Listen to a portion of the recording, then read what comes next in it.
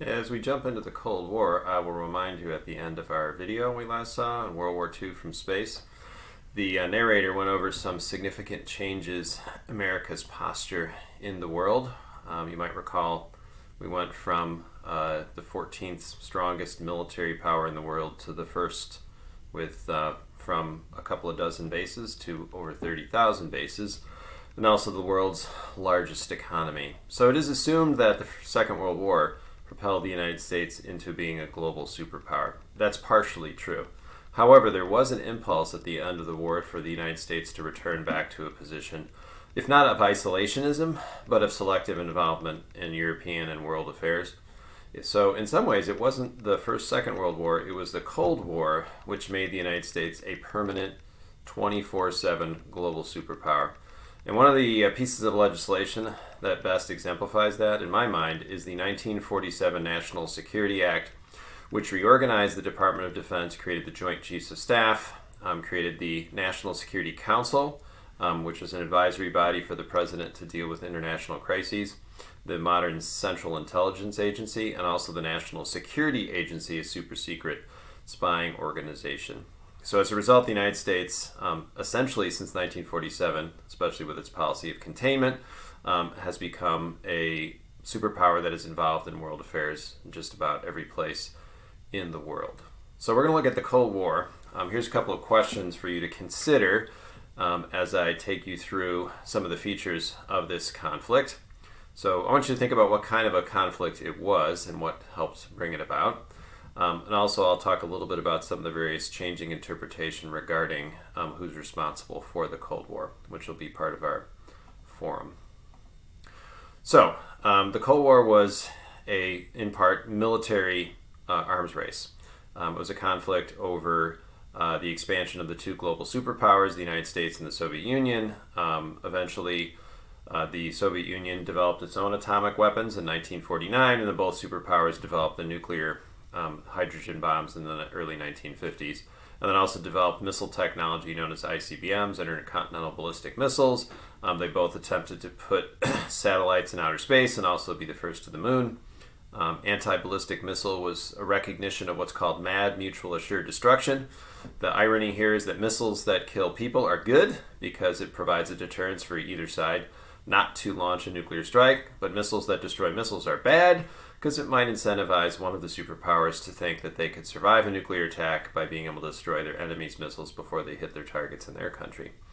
A nuclear triad is just having the ability to deliver nuclear weapons in three different ways: in hardened silos on land, from airplanes up above, and also from submarines. So economically, you have a competition between two rival economic systems. Liberal capitalism, which focuses on free markets, though of course it does have a mixed system with government regulation and some development of a welfare state, versus an entirely centralized command economy symbolized by these organizations, the Marshall Plan, and then eventually the movement towards the European unity, first the EEC and then the European Union, versus the Soviet system known as Comecon.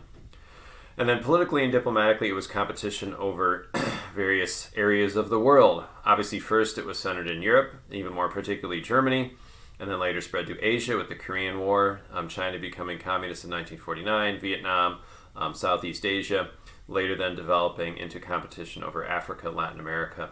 This is part of what's called the domino theory, developed by the Eisenhower administration. If one country in a region becomes communist, the fear was that it would cause a domino effect and all the other countries would do the same. So U.S. foreign policy from 1947 until the collapse of the Soviet Union was guided by containment, which is a multi-pronged strategy outlined in NSC Document 68 and supported by Truman advisor and historian George Kennan to meet the Soviet threat of expansion in every possible way, through economic aid, through funding guerrillas, anti-communist guerrillas, from launching coup attempts and to actual fighting wars like Korea and Vietnam. And then the third world, which has a negative connotation, really just means the non-aligned world. Those countries, usually led by India, that are not part of the communist or liberal capitalist bloc. It's also an ideological conflict between two different ways of life. And this is where you kind of get that idealistic notion that the opposing side is the enemy, if not the devil themselves. So these are just different ways in which both sides try to propagate their own view of the situation and also had their own internal demands for uniformity, which led to excesses both within, whether it's show trials in the Soviet Union or McCarthyism in the United States in the 1950s. Okay, so here we have a map of Europe. You can see on one side the United States and NATO, the countries belonging to that strategic defense organization, which, by the way, 1949, when it was created, was the United States' first peacetime alliance, and then the Soviet Union, the Warsaw Pact. Please notice that there's some countries that are not included in that. So Yugoslavia is a communist country. However, it was not part of the Warsaw Pact because it had its own version of communism.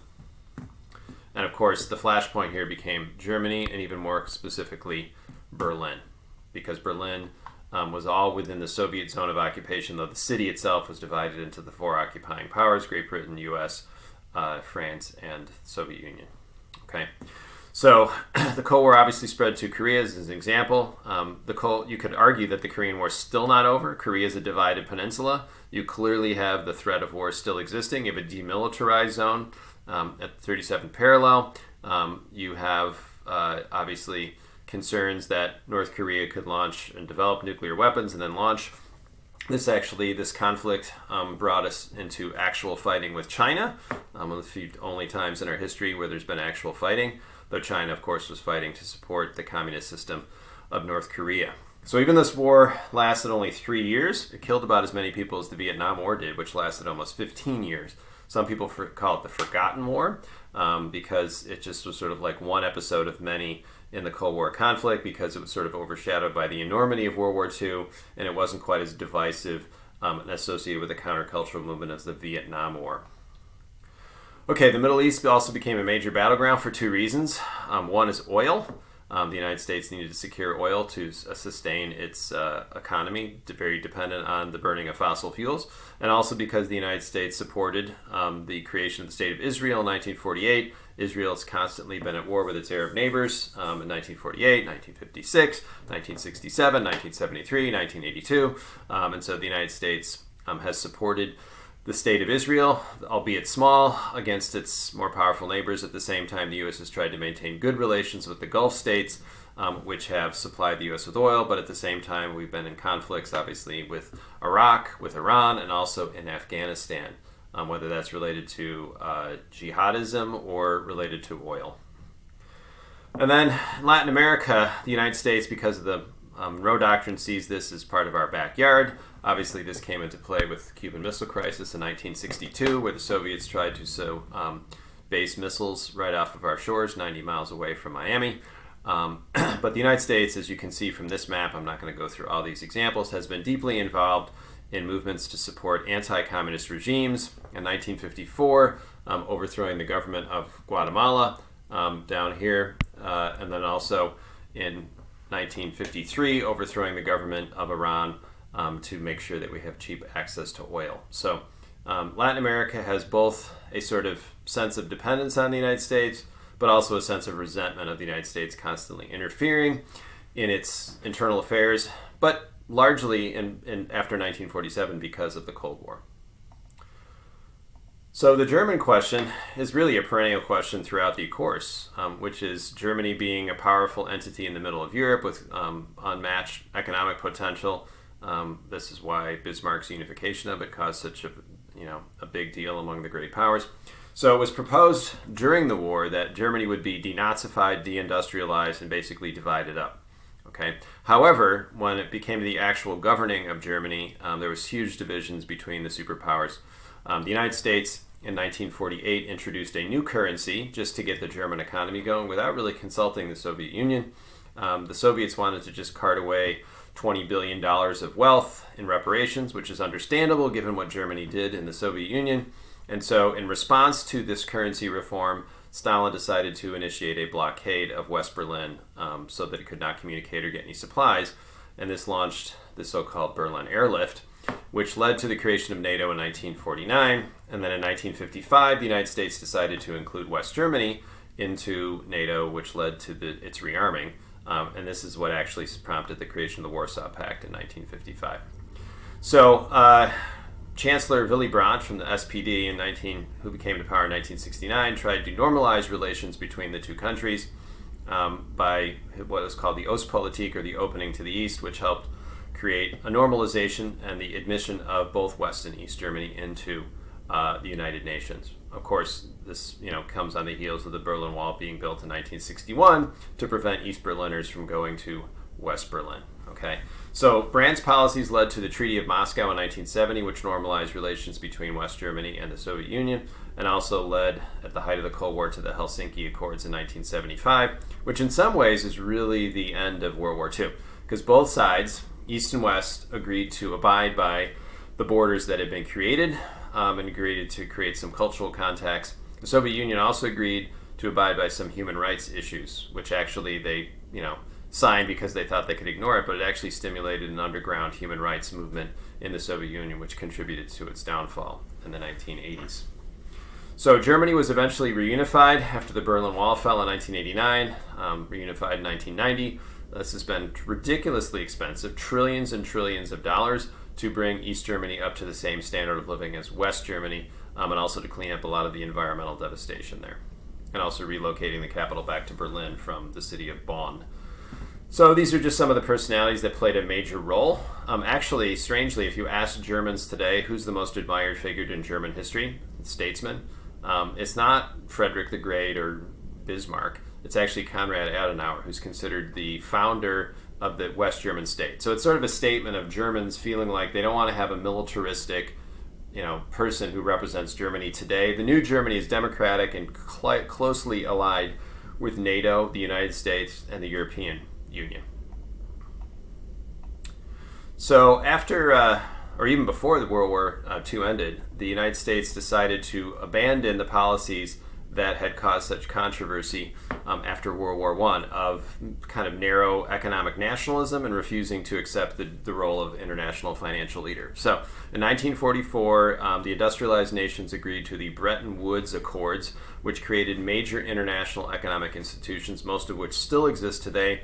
The International Monetary Fund, which is a currency stabilization organization, the World Bank, which supports world development, giving loans to countries who need to develop their infrastructure, whether that's dams or airports or roads or transportation, what have you.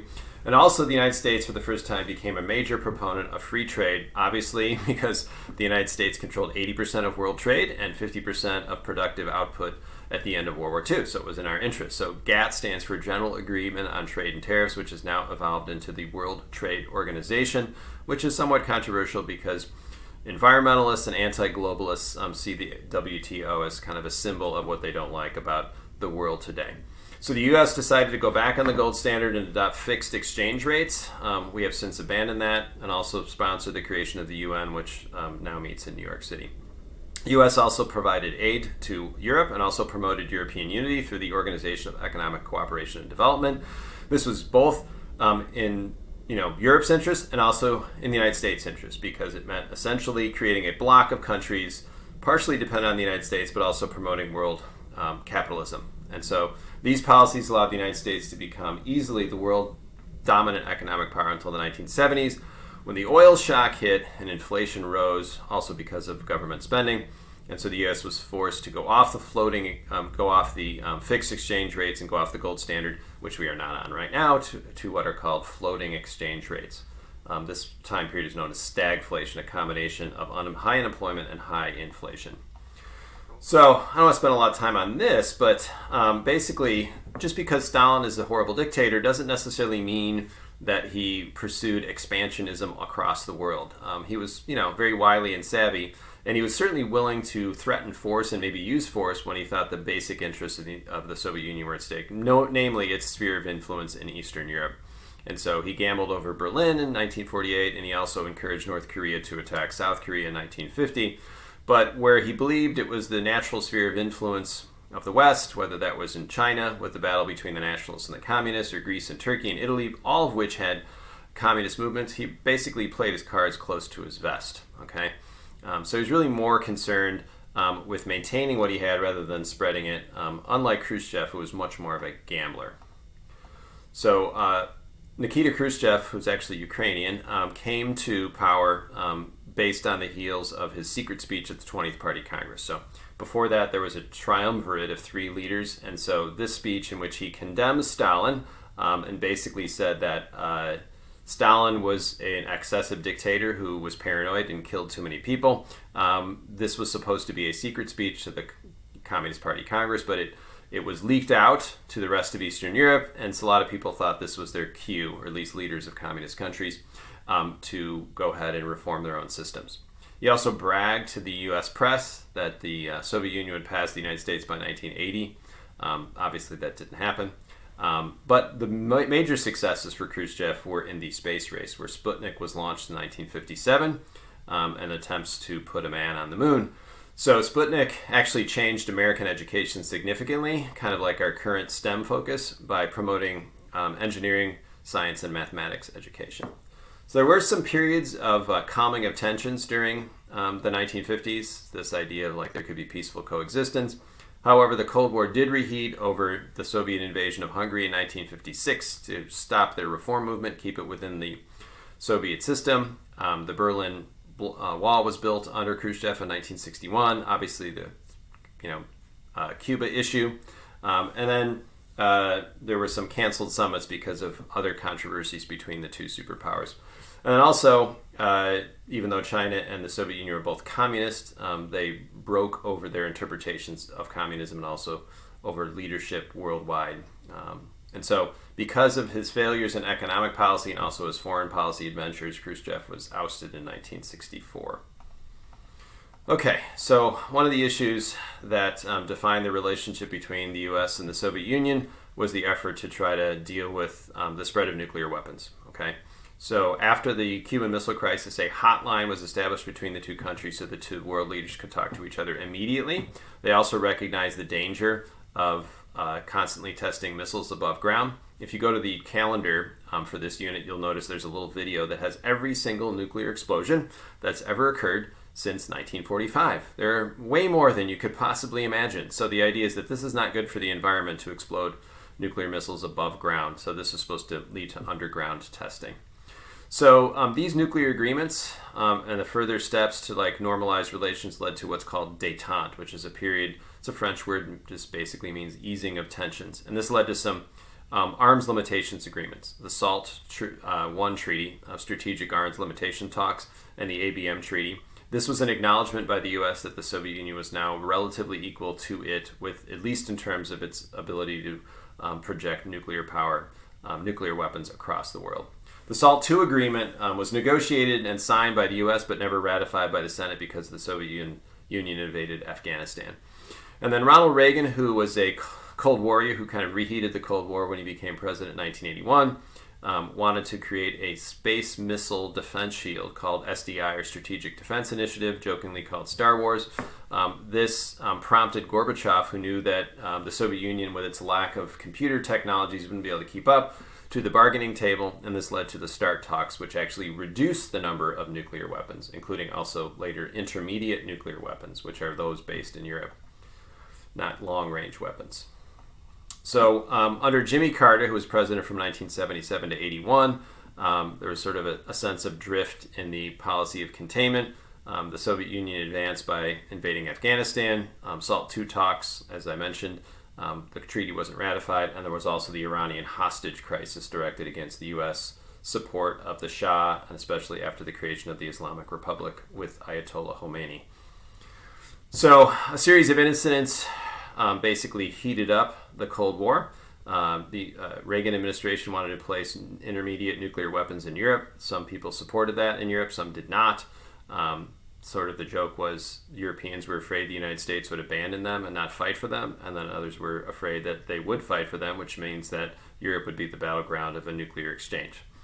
So also in 1983, a South Korean jetliner wandered into Soviet airspace and was shot down by the Soviets, killing 269 people, including an American congressman. Reagan called the Soviet Union the evil empire, and there was a series of guerrilla conflicts in Latin America with the U.S. supporting anti-communist groups, some of whom were not the most democratic, right-wing death squads and other things. And there was also terrorism, which is usually based at this time in the Middle East, and this showed the division between the U.S. usually supporting Israel and the Soviet Union supporting whoever wasn't on the U.S. side. So eventually Reagan was prompted by his wife and his advisors to reach out to Mikhail Gorbachev, the new leader of the Soviet Union as of 1985, who really needed to bring the Cold War to an end to initiate and promote his both democratic and economic reforms. And so the leaders met 4 different times and eventually were able to negotiate those arms limitation agreements that I mentioned.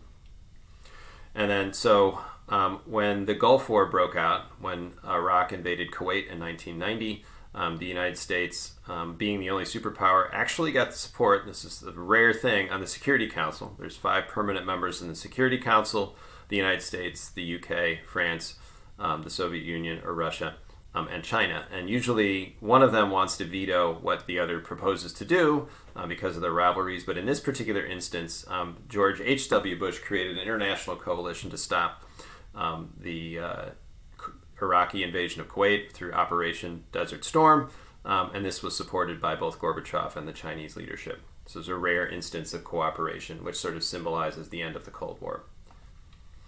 Okay, so one of the major interpretive questions here is who is to blame for the Cold War, which, by the way, is not the same question as which ideology you judge to be superior. So maybe you believe that liberal capitalism and democracy is just inherently superior to communism and authoritarianism or dictatorship as a political system with no true free elections in a one-party state. You may be right, but that's not the same question as who started the Cold War, which is a different question.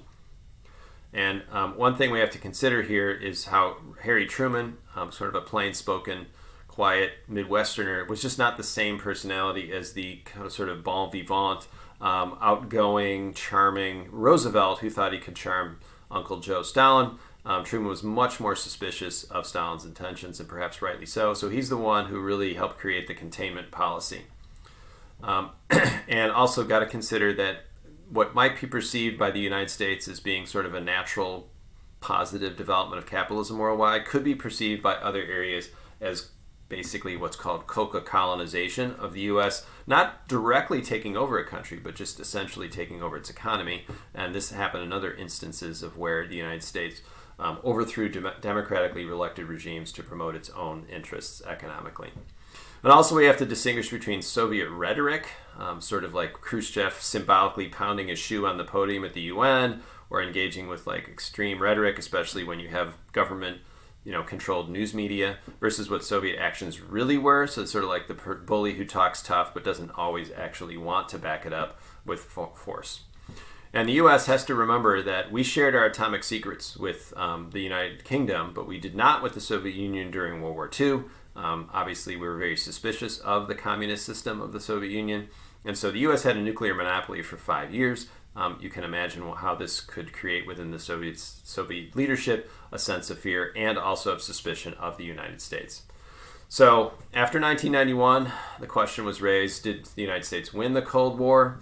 That depends on what you mean by it. Even if there were no direct, huge-scale conflicts directly between the Soviet Union and the United States, there were many different proxy wars, guerrilla wars, coup attempts, an expanded military-industrial complex. If you include the war on terror after that, the huge expansion of the government oversight of its own citizens, McCarthyism. So there are casualties in the Cold War, even though they're not necessarily measured in the so-called body count.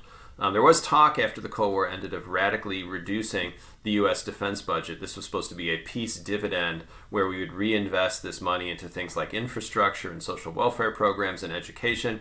I think it's fair to say this has not happened because of the war on terror, has once again ramped up our military budget, has increased our commitments worldwide, whether that's in Iraq, Afghanistan, or many of the other areas where we either have peacekeeping troops or base our fleets or make sure that we can project our power there because there's our interests.